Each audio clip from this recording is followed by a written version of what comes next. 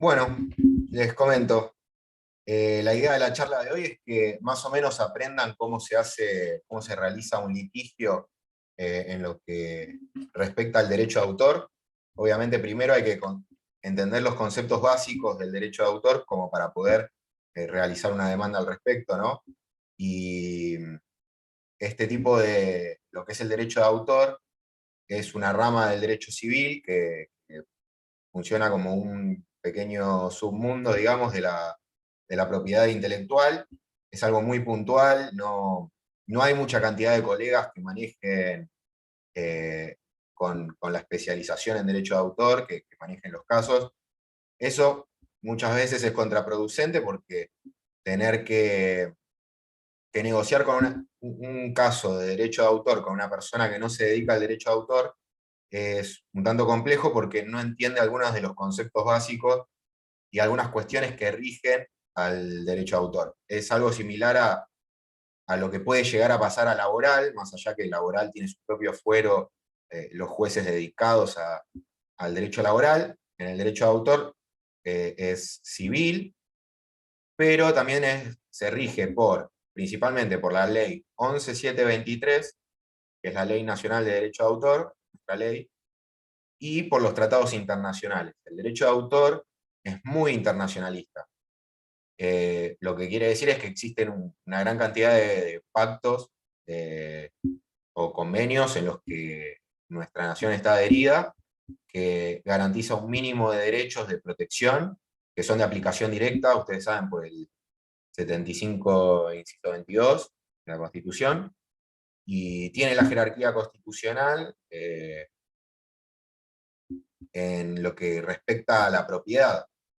El autor eh, está dentro de lo que es la propiedad intelectual, o sea, sus obras revisten el carácter de propiedad, por lo cual tiene una protección constitucional. O sea, entiendo que es difícil de equiparar a lo que puede ser una canción o un cuadro a lo que es una casa, pero en definitiva termina siendo eso, eh, es parte del patrimonio de una persona, tu obra. Entonces, bueno, voy a arrancar por el concepto más básico, que es la definición de obra. Lo primero que tenemos que ver es cuál es el objeto de protección de la ley de derecho de autor de la 11723. La protección está sobre la obra y sobre la calidad de autor. ¿Qué es una obra? Una obra es el producto del intelecto de una persona, puede tener un carácter artístico, puede tener un carácter literario, puede tener un carácter de lo que puede hacer de estudio, ¿sí? El producto del pensamiento de una persona puede revestir el carácter de obra. Lo que tenemos que siempre tener en cuenta que es la creación, es esto de que la forma de producción de la obra es una creación intelectual, ¿sí? Eso es lo que es protegido por el derecho de autor. Obviamente, esa obra está protegida por el derecho de autor, siempre a través de su autor, de quien reviste la calidad de autor, que, que es una persona física. El derecho de autor siempre está sujeto a una persona física.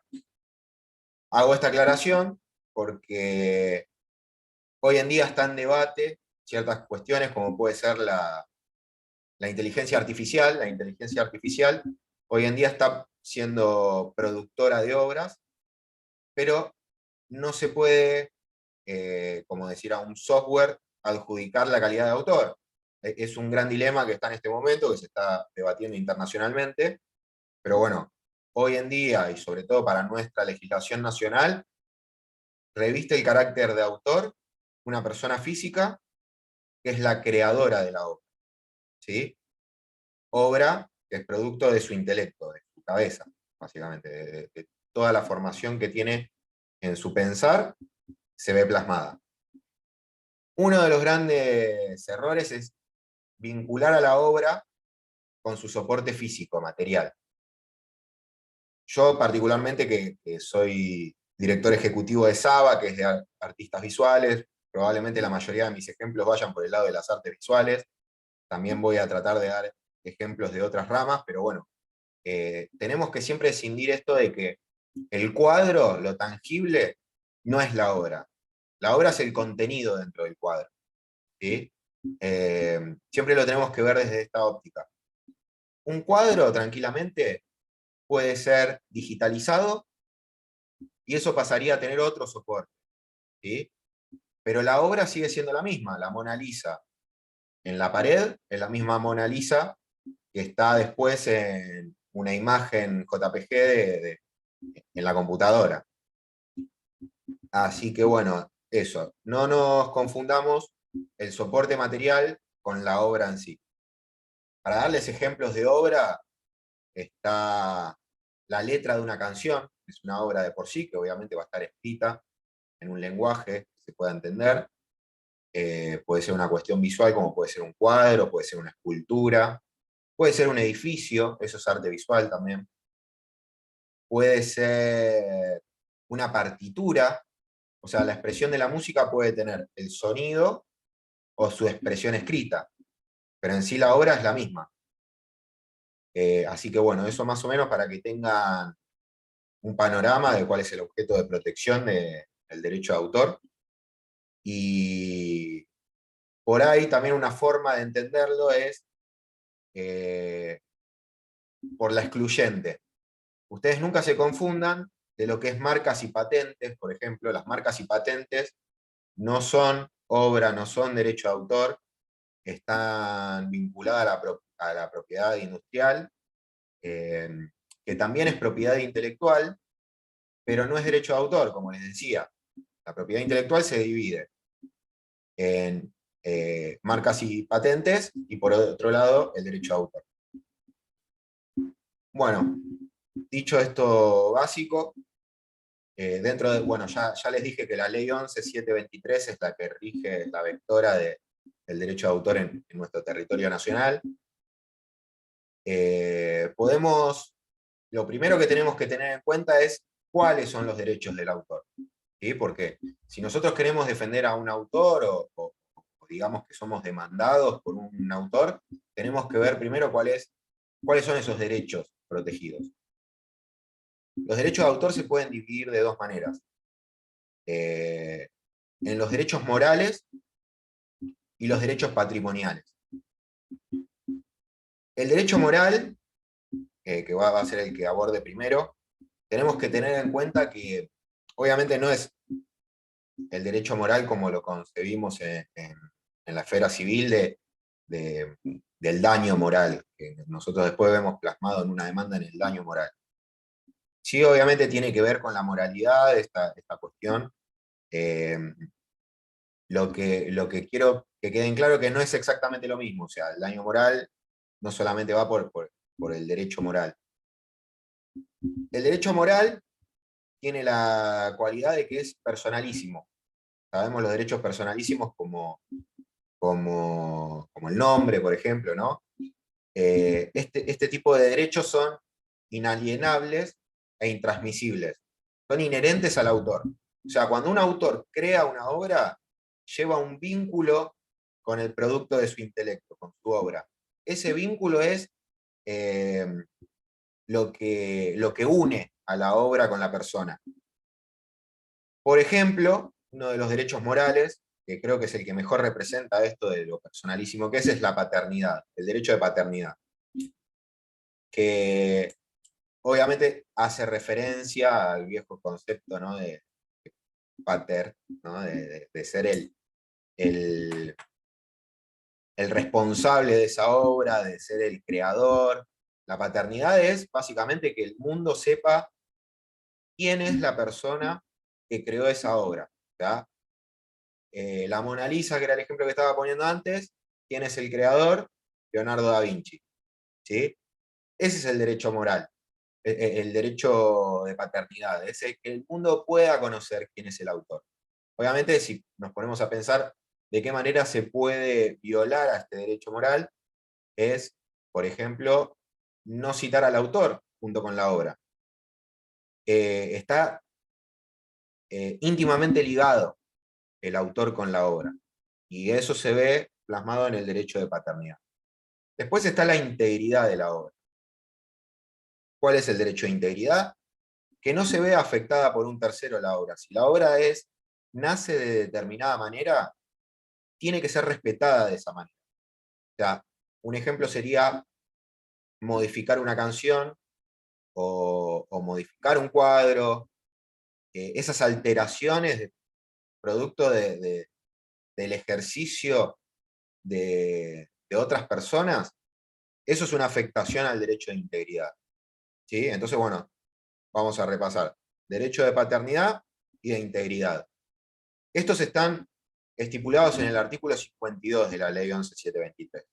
Si quieren leer después el artículo para ver de qué manera lo expresa la ley. También está en el convenio de Berna, que el convenio de Berna es el primordial del derecho de autor porque es en donde se sentaron las bases del derecho de autor internacionalmente y tiene los mínimos legales.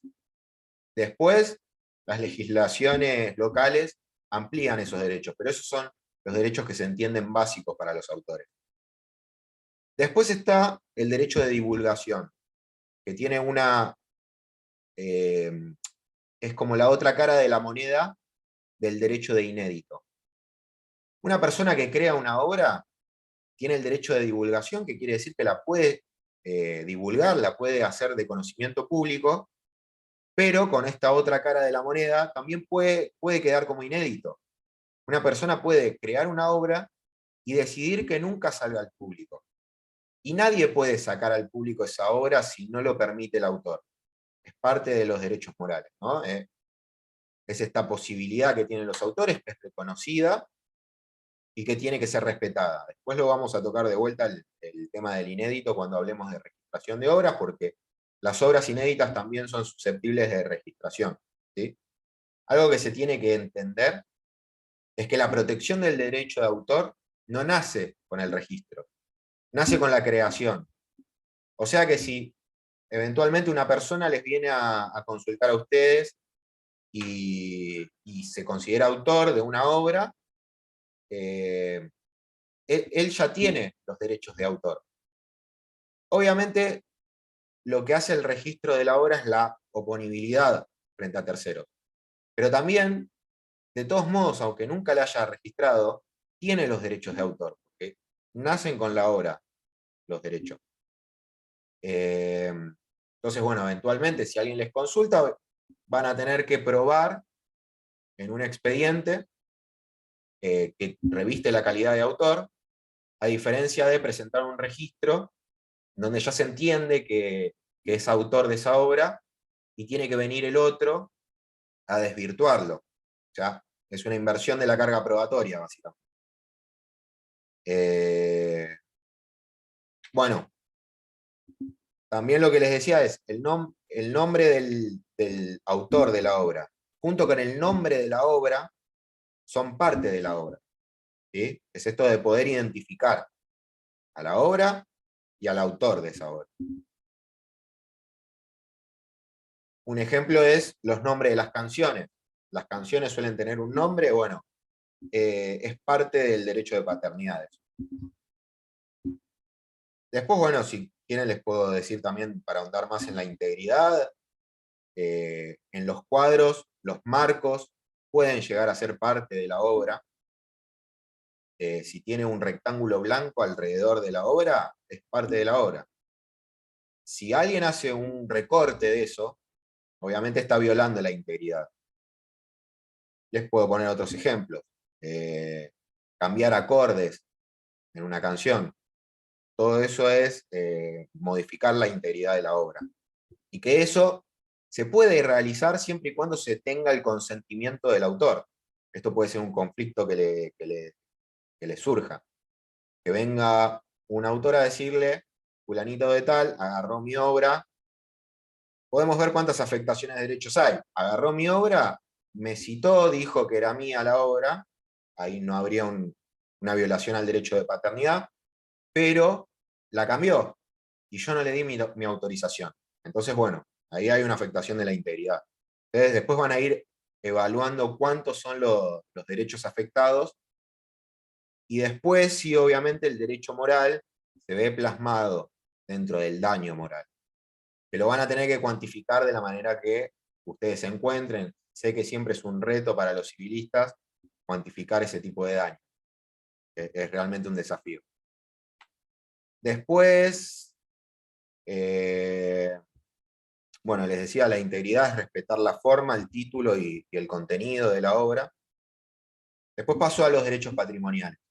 Por ahí los derechos patrimoniales son un poco más sencillos. Eh, Como todo lo patrimonial, es susceptible de tener una evaluación económica. Estos sí pueden ser transmitidos por actos intervivos, que pueden ser heredados también, ¿no? Por su carácter patrimonial. Obviamente, un heredero no va a revestir la calidad de autor porque no es quien lo creó. Eso es intransmisible, es lo que decíamos, ¿no? Es inalienable y es personalísimo. Pero el derecho patrimonial sí se puede pasar a la siguiente generación y tiene todo esto que ver con el valor económico que tienen estos derechos, ¿no? Está ligado a eso. El principal es enajenar la obra, es lo que decíamos. Vos podés vender la obra, podés hacer una venta total de los derechos. Podés agarrar el soporte material de la obra y venderlo, podés vender un cuadro, podés vender los planos de una casa. Eh, Eso principalmente es enajenar la obra, disponer como cualquier bien, aunque sea este tangible o intangible, poder disponer de esa manera con fines económicos. Después está el derecho de reproducción. El derecho de producción es uno de los más amplios, tiene que ver con reproducir la obra en sus distintos soportes y formatos. Puede ser, por ejemplo, eh, digamos que un músico está haciendo una interpretación, esa interpretación puede ser grabada. Cuando vos la grabás, ya estás haciendo una reproducción. ¿Sí? Después se pueden hacer copias, se puede hacer se puede grabar como decir en un CD y después pasarse a un formato MP3. Ese formato MP3 es una nueva reproducción. De la misma manera que con las artes visuales, que son las que mejor manejo, un cuadro se puede volver una taza. Mil veces hemos visto tazas y cuadernos de Frida Kahlo, por ejemplo. Esas son reproducciones, se va reproduciendo la obra. Se puede hacer una lámina, se puede hacer un banner. Eso es el derecho de reproducción, obviamente está ligado a la autorización de parte del autor, porque el autor dispone de los derechos. Entonces, un autor puede licenciar, por ejemplo, que se emitan reproducciones, pero siempre tiene que haber una autorización del autor, que es el titular de los derechos. Después está el derecho de comunicación pública. Este es otro de los importantes. Cuando en un evento social se pasa música, creo que todos más o menos sabrán que Sadaic suele cobrar por esos derechos de la música, ¿no? Sadaic se dedica a la música, por ejemplo, que hace una gestión colectiva, después voy a hablar de qué es la gestión colectiva de derechos. Pero básicamente lo que se licencia ahí es la comunicación pública que se va a hacer de la obra, en este caso musical. La comunicación pública también puede ser cuando el gobierno de la ciudad de Buenos Aires pone una pantalla gigante y transmite una película, hace un evento en donde hace una comunicación pública de esa obra audiovisual. La televisión hace comunicación pública, se dedica a eso, hace comunicación pública de proyectos audiovisuales, puede hacer de música también, un programa de televisión con música de fondo. Eso es la comunicación pública. Lo que tenemos que entender para el carácter público es que está dirigida a una masividad de personas, que puede haber un ánimo de lucro. En realidad, para entender cuándo la comunicación es pública, podemos ir por la negativa, cuando no es pública. No es pública la comunicación cuando se hace en la intimidad de un hogar, básicamente. Si yo pongo música en mi casa, puede estar mi familia, mis amigos, pero lo que estoy haciendo no es una comunicación pública, está en un ámbito completamente privado. Ahora, hay determinados grises que puede ser, por ejemplo, si yo agarro el Zoom de mi edificio y hago una gran fiesta en donde cobro entrada o vendo alcohol y hay una masividad e invito a una gran cantidad de gente, ese es el gran gris. Obviamente, no es un boliche ni es la intimidad de mi casa, es un gris. Eso es lo que se analiza caso por caso, ¿no? Cuando hay un carácter público de esa comunicación. Y después, por último, está el derecho de transformación como patrimonial, ¿no? El de transformación es, por ejemplo, agarro una obra musical y le quiero hacer reformas. Quiero cambiarle algún acorde, quiero hacer alguna cuestión, bueno, pido la autorización de- del autor y recién ahí yo puedo realizar una transformación. Muchos habrán visto cuando hacen, voy siempre al mismo ejemplo, la Mona Lisa. La Mona Lisa le ponen un cigarrillo, le ponen algo, la modifican. Eso es una transformación que se hace. No hay que confundirlo con el derecho de integridad. ¿Sí? La transformación es una expresión artística también. Porque lo que tiene es que a la transformación le puede agregar lo que es creatividad, lo que es, no me sale la palabra, eso distinto, digamos, ¿no? Le podés agregar algo creativo. Hay una palabra muy puntual que no me está saliendo, pero bueno. Eh, Eso tiene mucho que ver a algo que se dice obra, la obra derivada. La obra derivada es eso, es tomar como punto de partida una obra preexistente, que es originalidad, era lo que no me salía. Una obra derivada tiene determinado grado de originalidad porque uno toma una obra original y le pone su originalidad modificándola. También tiene esa beta artística. Eh, las obras derivadas, como decía, tienen como base una obra preexistente, pero se le introducen elementos que pueden darle una calidad de obra nueva. Puede pasar con las películas cuando hacen las remakes, por ejemplo. Podés agarrar la vieja historia de Romeo y Julieta y hacer un film con la trama de fondo de las dos familias que se odian. Pasa todo el tiempo, ¿no? Esas son obras derivadas, donde vos podés identificar la existencia de una obra anterior. Siempre para que la obra sea derivada y no sea un plagio, requiere la autorización del autor. Después vamos a hablar de plagio. Tengan eso en cuenta. El derecho, la obra derivada parte de una autorización del autor. Si no tiene la autorización de un autor, se convierte en un plagio, básicamente. Así que bueno, esos fueron más o menos los derechos morales y los derechos patrimoniales, que son el objeto de protección del derecho de autor. Eh, tenemos, a ustedes constantemente le van a llegar, cuando se dediquen al derecho de autor, les van a llegar autores, o les pueden llegar lo que nosotros llamamos el usuario. El usuario es la persona que se sirve de los derechos del autor, los que piden las licencias. Un bar es un usuario de obras musicales, por ejemplo. Un museo puede ser un usuario de obras visuales. Un cine puede ser un usuario de obras audiovisuales. Eh, Existen limitaciones al derecho de autor. Obviamente, todos estos derechos están en cabeza del autor, el autor es el que dispone, pero existen limitaciones.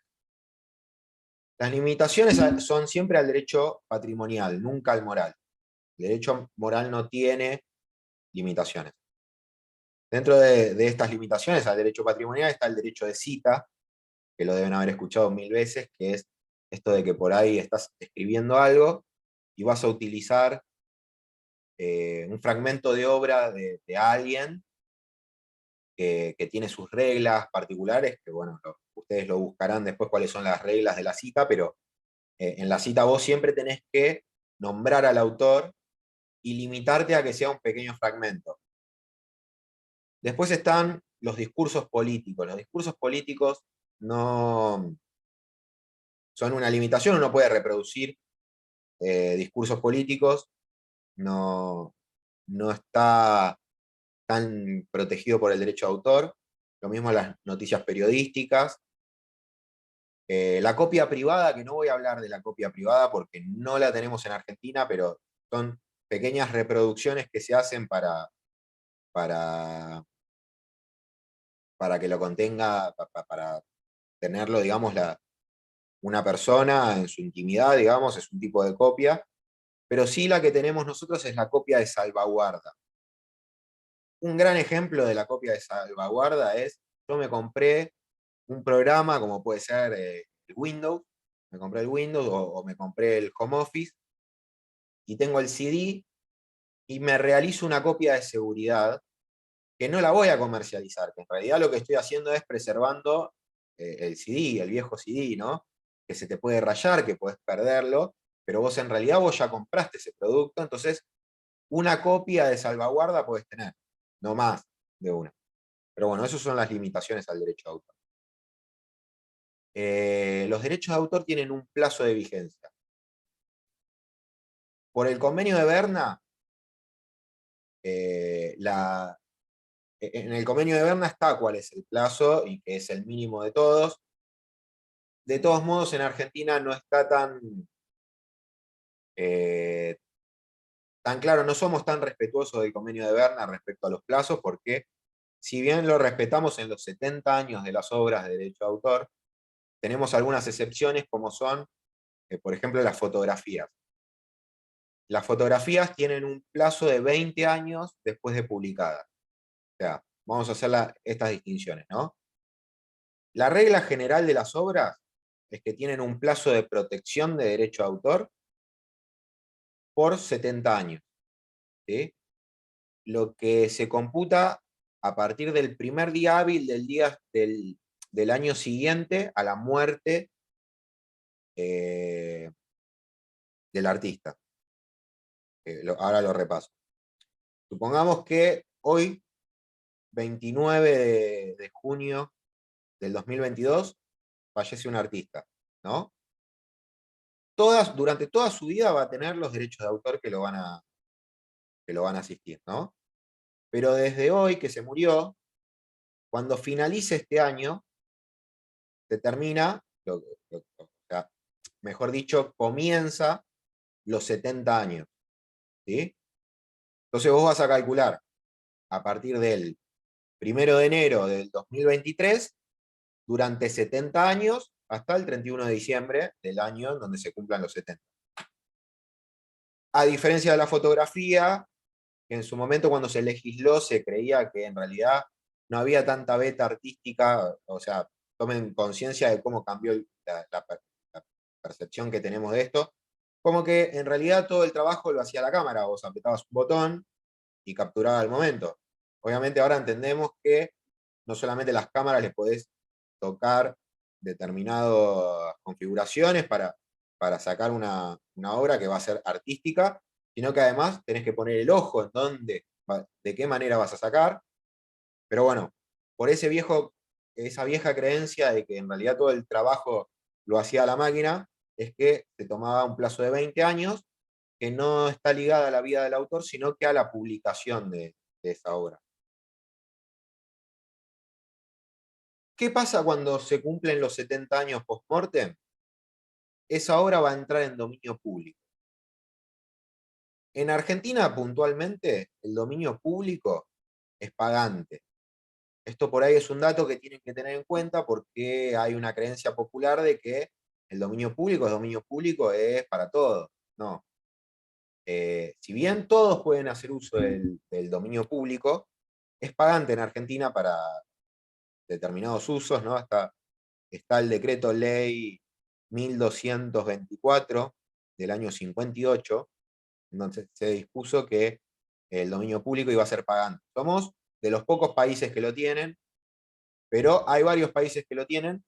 Lo que se busca es la creación del Fondo Nacional de las Artes, que es quien lo cobra, que ese fondo se va a utilizar para la promoción de las artes. O sea, tiene una finalidad social en donde va a ir destinado a incentivar a los artistas en costear gastos de artistas, porque sabemos que, por ejemplo, Van Gogh murió en la extrema pobreza, entonces el dominio público pagante lo que viene a hacer es la creación de este fondo que busca que el artista pueda vivir de las creaciones.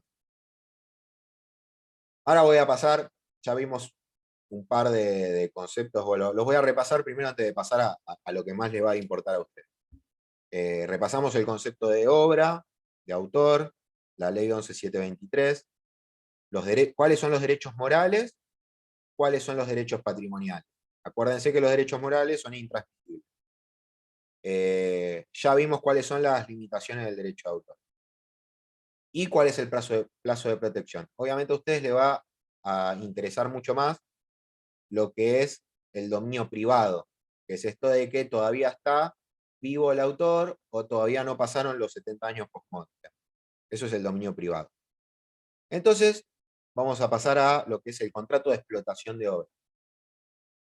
Los contratos los van a hacer ustedes de la misma manera que hace cualquier tipo de contrato. Lo que se van a regir, también cuando van a analizar, les puede caer tranquilamente un artista que firmó determinado contrato, o les puede caer un usuario que firmó un contrato con un artista. O sea, no solamente pueden tener la responsabilidad de crear un contrato nuevo, sino que se les presente un conflicto respecto a un contrato ya existente. Lo que tienen que tener en cuenta es estos caracteres en los contratos de explotación de obra. La irrenunciabilidad de los derechos. Todos los derechos que están contenidos por la ley 11723 son los derechos básicos de los autores y eh, no se puede ir en contra de estos derechos básicos, salvo que la norma expresamente diga que se puede convenir en contrario. O sea, si la norma te deja convenir, convenís. Ahora, si tenés un convenio y te habla, por ejemplo, de que renuncia al derecho moral, por ejemplo, sabemos que es una cuestión de orden público, esa cláusula de renuncia del derecho moral no va a tener eficacia, obviamente. Pasa mucho con la irrenunciabilidad del derecho en laboral, ¿no? Muy asimilable. ¿Qué es lo que se van a hacer? La sustitución de cláusulas que sean en perjuicio del autor. Vos cuando tengas que interpretar un contrato, o también cuando te toque crearlo, sabés que no podés ir en contra de la ley 11723 porque cuando le toque revisarlo a un juez eventualmente, esa cláusula que va en perjuicio del autor va a ser eliminada, va a ser reemplazada. Después está la exclusión de presunciones contrarias al autor. En los contratos no van a haber, no se va a presumir que hubo una transmisión mayor a la que estuvo expresa en el contrato. Lo ideal en los contratos es que se ponga explícitamente cuál es la obra, cuál va a ser la transmisión de derechos, qué derechos se van a transmitir, que se nombren de manera taxativa. Por ejemplo, voy a enajenar la obra, le voy a dar el derecho de reproducción y le voy a dar el derecho de comunicación pública. Cada uno de estos derechos tiene un valor. También puede existir convenios que sean leoninos, que sea una transmisión total de derechos patrimoniales cuando el monto sea muy bajo. Obviamente esa interpretación y ese caso de duda va a ser a favor del autor. como que hubo la menor transmisión de derechos posible. Siempre todo lo que no se agregó al contrato va a seguir estando en cabeza del autor. Porque es esto de que cada uno de los derechos se puede negociar por separado. ¿Qué es lo que, qué es lo que le puede pasar a un autor? Que venga, vamos a poner ejemplos prácticos. Viene una productora audiovisual que quiere hacer una serie para una plataforma y agarra a un autor de obras musicales y le dice, bueno, haceme una cortina para el programa, ¿no? Para la serie. Y, y le hace firmar un contrato en donde dice, bueno, me transmitís todos los derechos para hacer una comunicación pública en todas las plataformas, en todos los medios posibles, para una cláusula muy normal, en esto es, para, no solamente para Argentina, para el mundo y para todo el universo, aclara, para todo el universo. O sea, hace quieren tratar de ser lo más abarcativo posible de que no vas a venir a exigirme ningún derecho. Obviamente quedan inoperantes este tipo de cláusulas porque si, por ejemplo, aparece un nuevo formato de explotación, tienen que negociarlo ese nuevo formato de explotación con el autor. Después, distinto es el caso, hay lo que se llama los contratos de buyout. El contrato de buyout es una obra por encargo.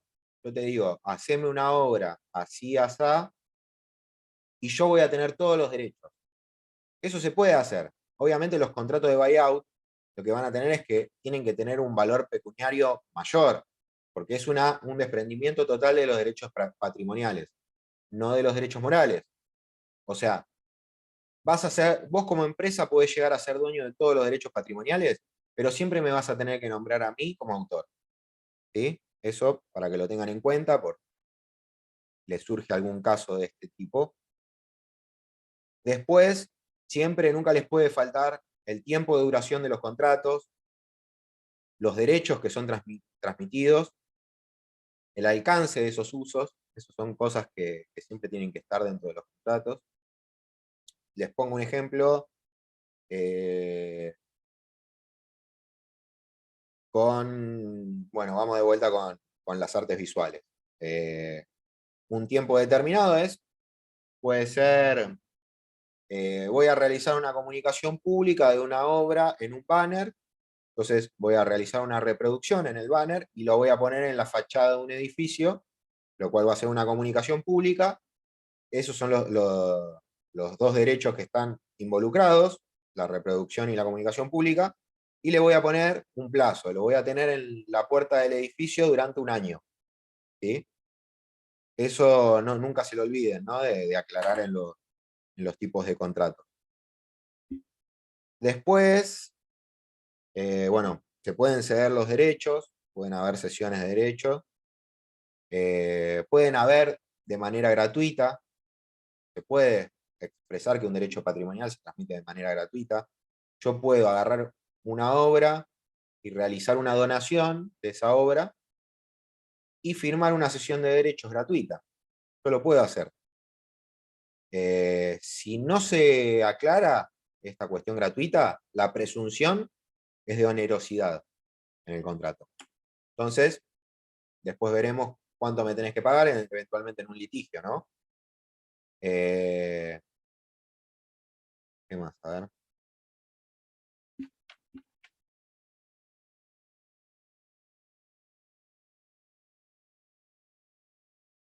Bueno, voy a hablar del registro de obra, que es algo que es muy necesario. Obviamente les puede llegar un autor que dice, bueno, yo tengo esta obra y la quiero proteger, ¿de qué manera puedo hacerlo? Bueno, la Dirección Nacional de Derecho de Autor, acá en Argentina, es la encargada de llevar adelante un registro de obras. Es dependiente del Ministerio de Justicia. Ustedes saben que el Ministerio de Justicia generalmente se dedica a todo lo que son registros. Tienen el de propiedad inmueble, de los automotores. Bueno, el registro de las obras también es dependiente del Ministerio de Justicia, está la Dirección Nacional de Derecho de Autor. Se hace un trámite por Mi Argentina, no sé si conocen la plataforma Mi Argentina, es un trámite muy sencillo, que se puede hacer, que básicamente lo que te piden es que acompañes la obra. Primero lo que te hacen es te piden datos sobre esa obra, le tenés que poner un título a la obra, un año de creación, tus datos personales para vincularte como autor a esa obra. Después podés contar dónde fue publicada, si se trata de una obra publicada, dónde la publicaste. Algo que yo recomiendo mucho es que hagan publicaciones de obra en Instagram, por ejemplo, ¿no? Si sacás una foto, la subís a Instagram, ¿qué es lo que te va a aportar eso? Que vos ya la publicaste y que existe en un medio fehaciente para acreditar tu autoría en esa fecha, ¿no? Está bueno por ese lado. Obviamente uno cuando introduce una obra en Instagram, por ejemplo, o en YouTube, la hace pública, todo el mundo tiene acceso, y ahí es donde se viene que las personas aprovechen ese acceso para reproducirlas y bueno, todas las cuestiones que pueden llegar a ser. Pero bueno, lo que te da es la protección porque vos ya la publicaste, ya hay una fecha cierta que acredita que en esa fecha esa obra era tuya.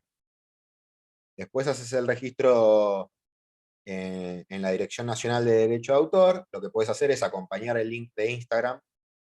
Hay artistas que tienen su propia página web, podés acompañar el link de tu página web y por ahí está ahí la obra publicada.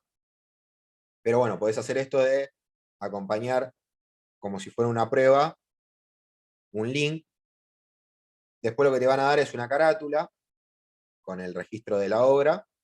Esa carátula vos la imprimís, te piden que hagas un depósito, que no sé en cuánto está ahora, pero deben ser 200 pesos, una cosa, 300 pesos, y vos en un sobre llevas a la Dirección Nacional, que está en la calle Moreno, eh, la obra dentro de un sobre, con la carátula y el pago. Y ellos ya proceden al registro y te informan después, te notifican de ese registro.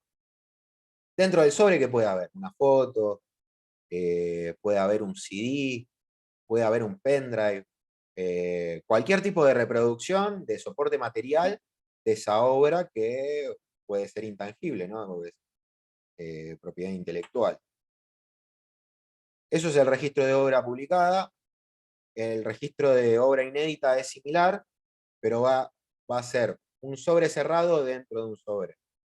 Porque ellos abren el primer sobre, donde va a tener el siguiente sobre cerrado con la carátula, y va a quedar en sobre cerrado. Porque, ¿para qué sirve lo de la obra inédita? Porque vos podés querer que no salga a la luz, por una cuestión moral por ahí. Una persona que hace un tipo de obra que puede ser considerada inmoral y quiere hacer efectiva la tutela del derecho de autor, pero a su vez no quiere publicarla.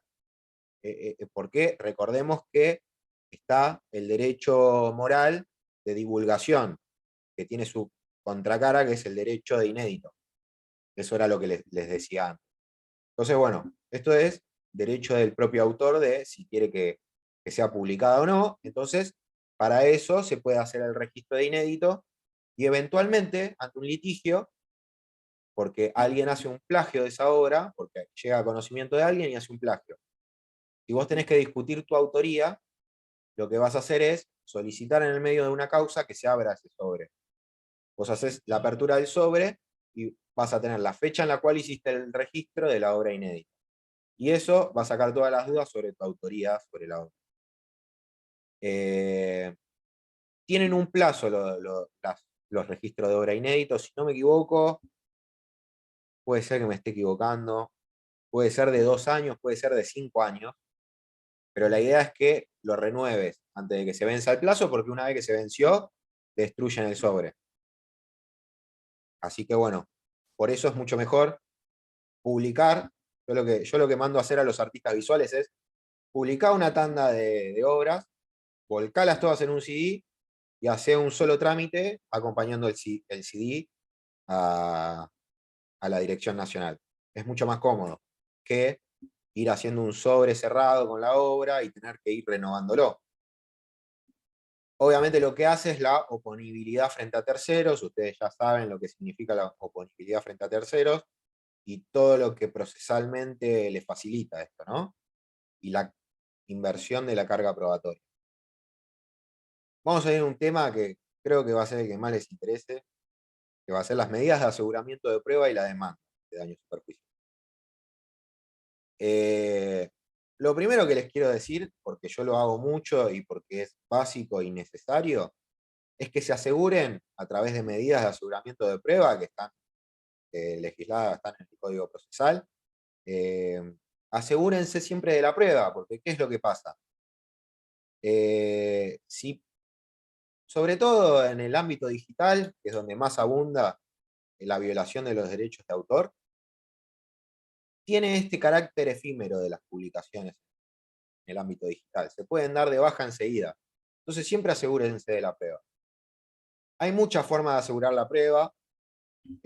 Cuando se trata del ámbito digital, un método que utilizo mucho es acompañar capturas con links. Ustedes ponen un link y dicen, señor juez, usted si entra a este link va a encontrar esta imagen, esta captura. Entonces, por secretaría se certifica la existencia de esa publicación que corresponde a ese link, ¿no? Si después le dan de baja, ustedes ya lo tienen en un expediente judicial. Entonces, siempre asegúrense de la prueba. Otra forma puede ser que están haciendo una ejecución de lo que puede ser una obra teatral, porque bueno, hay mucho tipo de obra, una obra teatral por ahí, están haciendo una ejecución pública, están actuando determinada obra que el libreto es de propiedad de mi cliente, digamos, ¿no? Pensémoslo de esa manera. Lo que podemos hacer es, con un auxiliar de justicia, solicitarle una medida preliminar de aseguramiento de prueba a un juez, de ir con un oficial de justicia y constatar la existencia de esa obra que está siendo ejecutada en ese lugar. Lo mismo puede pasar con música, con lo que ustedes se imaginen, ¿no? Sean creativos después a la hora de solicitar el aseguramiento de la prueba, ¿no? También está el decomiso de la mercadería que pueden hacer, si hay mercadería en infracción de los derechos de autor, pueden hacer un decomiso, obviamente ahí se les va a complicar. Yo generalmente las medidas de aseguramiento de prueba las pido inaudita parte, que siempre me las dan inaudita parte, porque obviamente yo no le voy a avisar que voy a realizar una medida, porque si no, el demandado va a tratar de por todos los medios, frustrar esa medida. Siempre pido inaudita parte y pido con una exención de una contracautela, de no tener que hacer ningún tipo de pago para la medida cautelar, para una medida cautelar. Obviamente, si vas a hacer un decomiso de mercadería, vos le podés estar realizando un perjuicio al demandado, que después se demostrará si ese perjuicio era para asegurarte de la prueba o en realidad estabas generando un perjuicio extra. Entonces, ahí, bueno, se pide de otra manera, ¿no? Por ahí te pueden pedir que hagas un pequeño depósito en garantía de esta medida, ¿no? Pero bueno, siempre asegúrense primero de la prueba antes de notificar por carta documento. Antes que nada, asegúrense de la prueba. Consejo. Después harán la demanda de fondo, el daños y perjuicios, que obviamente va a ser un expediente conexo con esa medida preliminar. Eh, en el daños y perjuicios lo que van a hacer es poner en el objeto lo que es la protección de los derechos de autor de su cliente. Eh, van a poner, van a demostrar la autoría de su cliente. Obviamente estoy pensando en que ustedes sean parte actora. ¿De qué manera lo van a demostrar? Primero con el registro de la obra, si no está registrada, van a ofrecer prueba, como puede ser testigos, puede ser que esté en un libro ya publicada esa obra, puede ser que eh, obviamente tienen que ser creativos con el tema de la prueba, de cómo van a demostrar la autoría, pero siempre demuestren la autoría, es clave demostrar la autoría. Después van a poner cuáles son los derechos que se vieron vulnerados. Recuerden que pueden ser derechos morales o patrimoniales. El patrimonial le podés poner un monto, decir, no sé, hicieron 500 reproducciones y vendieron el producto a 5.000 pesos. Entonces haces 5.000 por 500 y podés sacar decir, bueno, yo lo cobraría un 10%, un 20%. Siempre el hecho de que no tenga una autorización prueba, una autorización previa, que es un daño extra. Van a tener que cuantificar los daños. Eso en la demanda de daños y perjuicios lo hacen siempre. Así que, bueno, nada, eso básicamente. En la cuestión netamente civil, existe el derecho penal en el derecho de autor. Hay una tutela penal del derecho de autor. En nuestra ley 11723 tenés los artículos del 71 al 74. Para que se den una idea, el artículo 71 es un tipo penal abierto, por ahí esto lo van a entender mejor los penalistas. Siempre pueden optar por la acción penal como una forma por la gravedad, ¿no?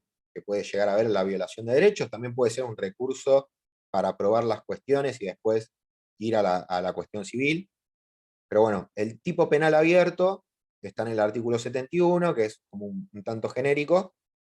Después en el artículo 72 está el específico del plagio, que el plagio es esto de que hagan pasar por propia una obra ajena, que puede ser copiada de manera completa o parcial.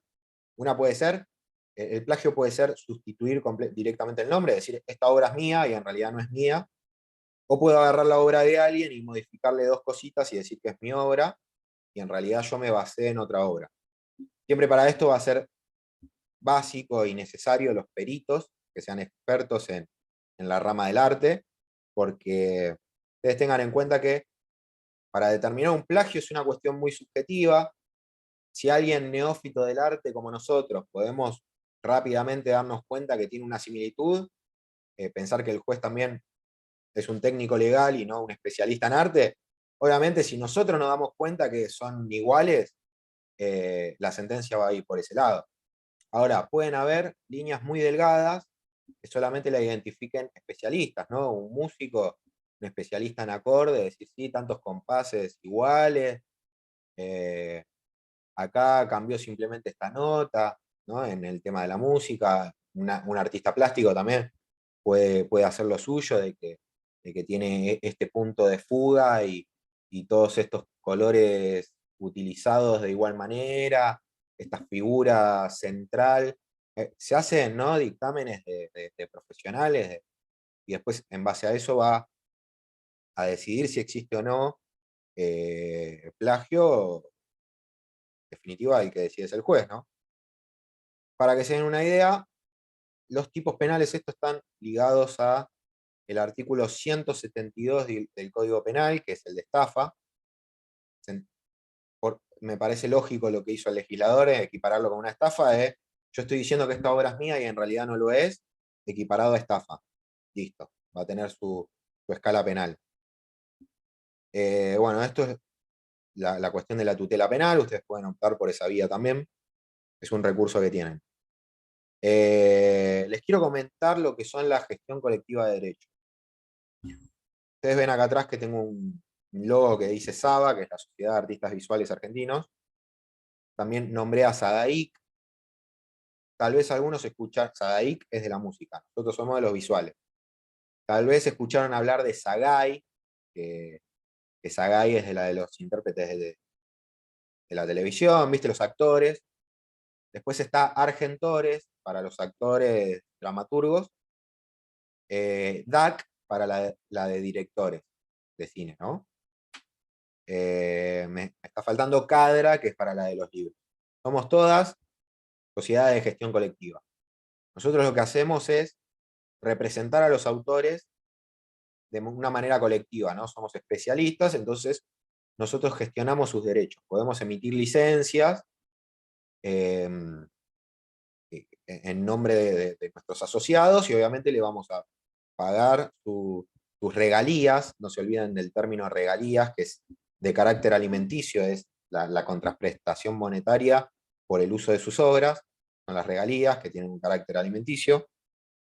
Y nosotros obviamente lo que muchas veces terminamos entrando en conflicto con los usuarios que no respetan los derechos de autor. Eventualmente ustedes pueden estar representando a un usuario infractor y que una de estas sociedades de gestión quiera hacer un cobro de los derechos de autor. Por eso es tan importante que conozcan del derecho de autor, porque generalmente el desconocimiento en el derecho de autor en este tipo de casos lo que hace es que su cliente termine perdiendo peor, porque por ahí no se llegan a acuerdos prejudiciales correctos, entonces se aumenta las posibilidades de litigio que puede ser perjudiciales. Bueno, eso en grandes rasgos son asociaciones civiles, obviamente, tienen una comisión directiva conformada por autores, tienen un órgano de ejecución, como puede ser el director ejecutivo. eh, las estructuras varían según cada una de las asociaciones, tienen como fines culturales, y es esto, son sociedades de gestión colectiva de derechos. Eso es lo que la define. Estas sociedades forman parte, en su mayoría, de un organismo internacional que se llama CISAC, que CISAC hace la de confederación. ¿Dónde está? Acá arriba, ahí está. Tengo el logo de CISAC, porque nosotros pertenecemos a CISAC, una confederación. eh, Siempre la analogía que hago es la FIFA. La FIFA en el fútbol, CISAC en el derecho de autor, engloba muchas asociaciones civiles. Eh, Estos organismos internacionales pujan por los derechos de los autores. Pero bueno, eso más o menos para que tengan una idea de cómo estamos organizados. Algo que me olvidé de comentarles es los usos de obra en Internet, el entorno digital y los NFT. El entorno digital tiene esto que yo les venía diciendo de que hay muchas constantes violaciones del derecho de autor. Hay algo internacional que se llama el Notice and Takedown, que significa anoticiar y pedir la baja. Eh, Ustedes pueden ver alguna vez en Instagram que hay procedimientos de denuncia. Ustedes los procedimientos de denuncia, una de las temáticas para poder realizar una denuncia es cuando existe violaciones de derecho de autor. Ustedes van siguiendo los pasos, eso lo que están haciendo es anoticiar a la plataforma de la existencia de una violación de derechos de autor. Entonces después termina desembocando en que lo bajan. Es también lo que estas empresas, si quieren deslindar de la responsabilidad.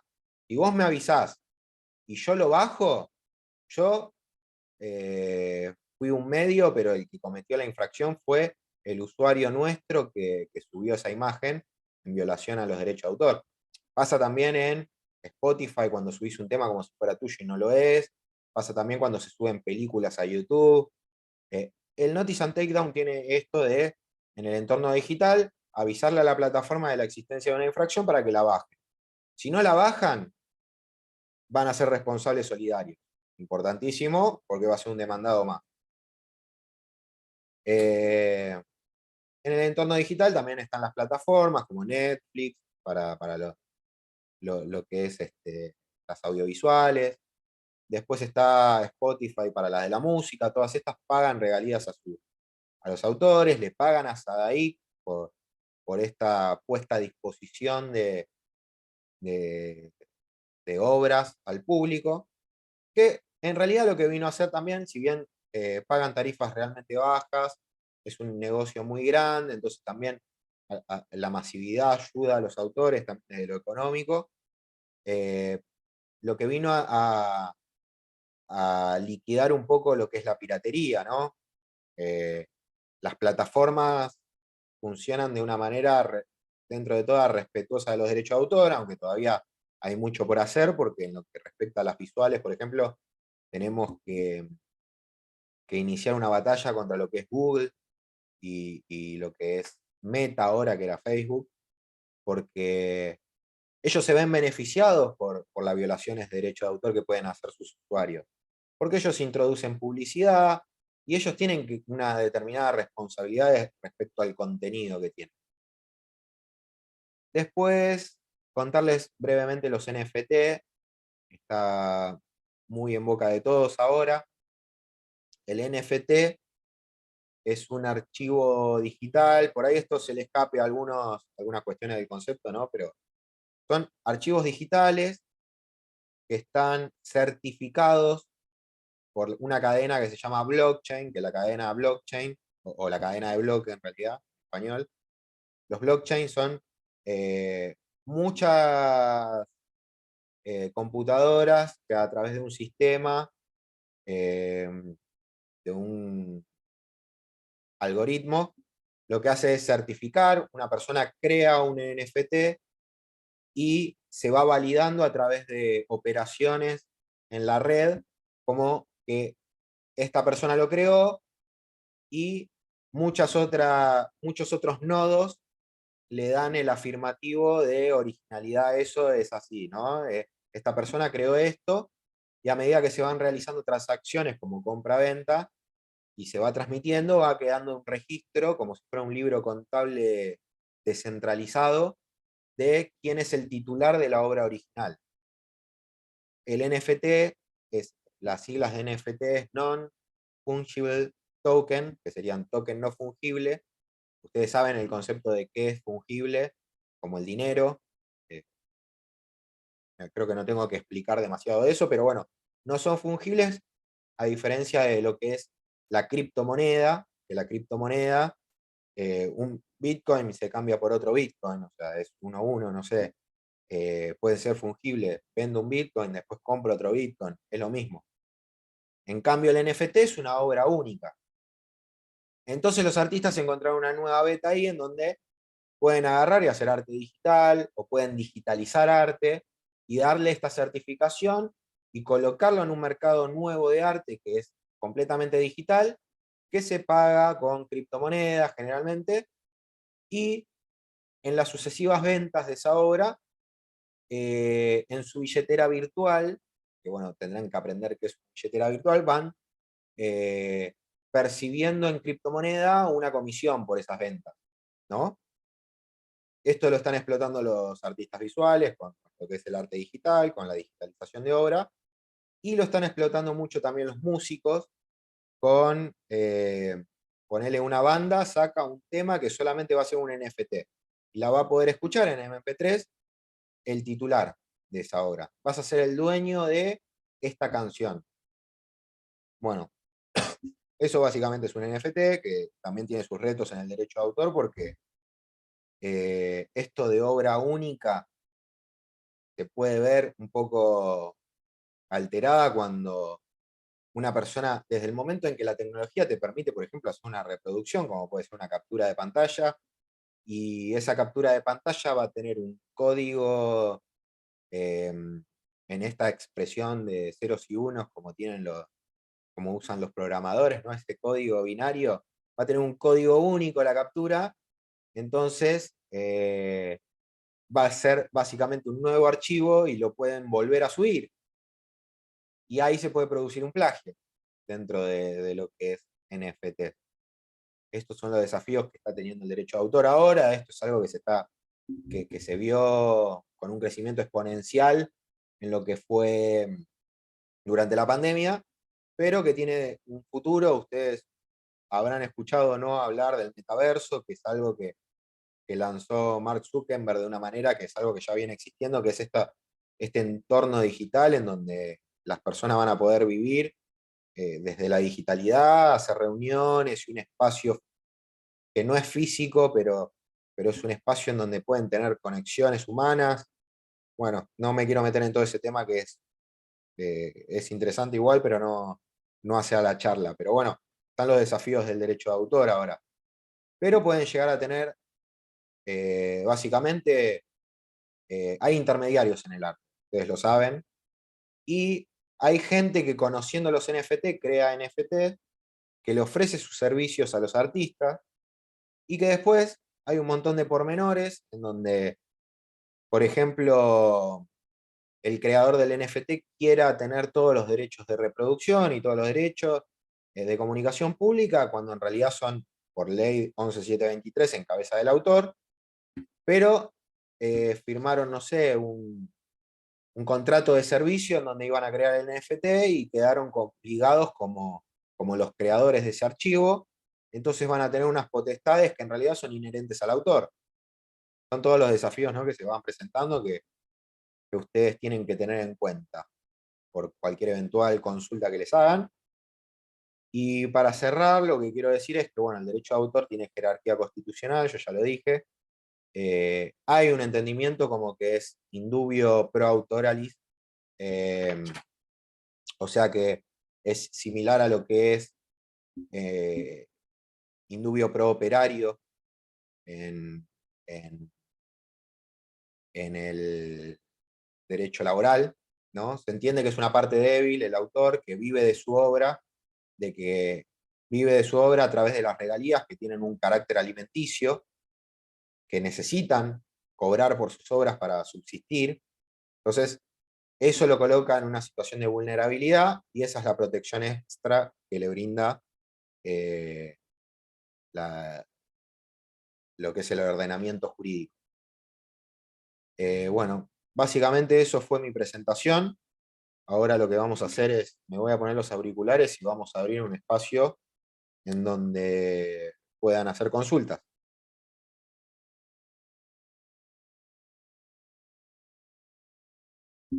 Bueno, no sé si tienen alguna consulta.